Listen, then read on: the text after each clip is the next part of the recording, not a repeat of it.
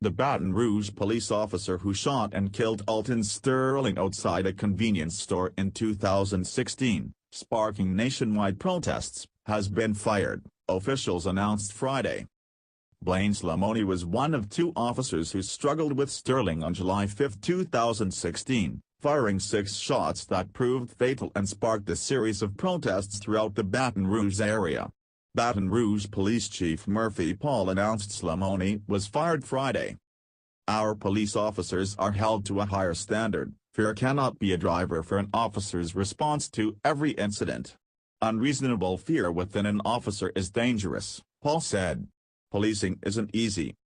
During an administrative hearing held Thursday, Paul said Slamoni refused to answer any questions regarding his actions during the deadly encounter with Sterling.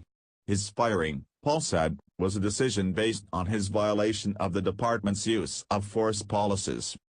The other officer involved in the altercation, Howie Lake II, was suspended for 3 days. These actions were not minor deviations from policy as they contributed to the outcome that resulted in the death of another human being, Paul said. The officers were responding to a 911 call about a man brandishing a gun and threatening someone in the parking lot of the S Food Mart. When they arrived, they found Sterling, a 37-year-old black man, who had been selling CDs in the parking lot. According to the Justice Department, which reviewed the shooting, the officers ordered Sterling to put his hands on the hood of a car. He initially refused and a struggle ensued, at which point Slamoni drew his gun and pointed it at Sterling's head. Sterling then placed his hands on the hood of the car.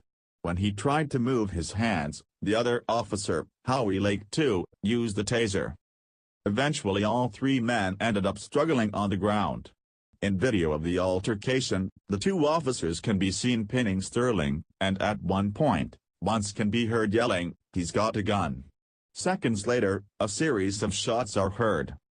Police also released additional video from the incident, which Paul said did not tell the entire story of the altercation, but described as graphic and they are shocking to the conscience. According to a police report, the officers said they saw a gun in Sterling's pocket during the altercation. And in the video, one of the officers can be seen removing an object from Sterling's pocket.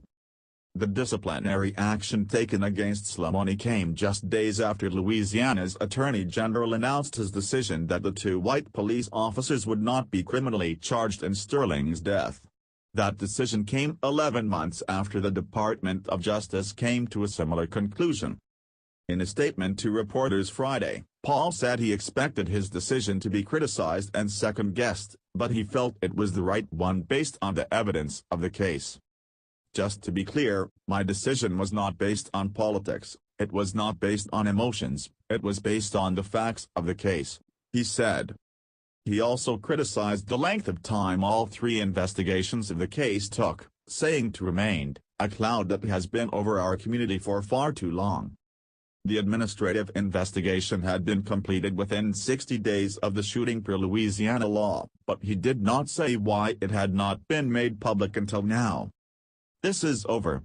There is no more criminal investigation. This is the last investigation," he said. "We're going to let our community heal,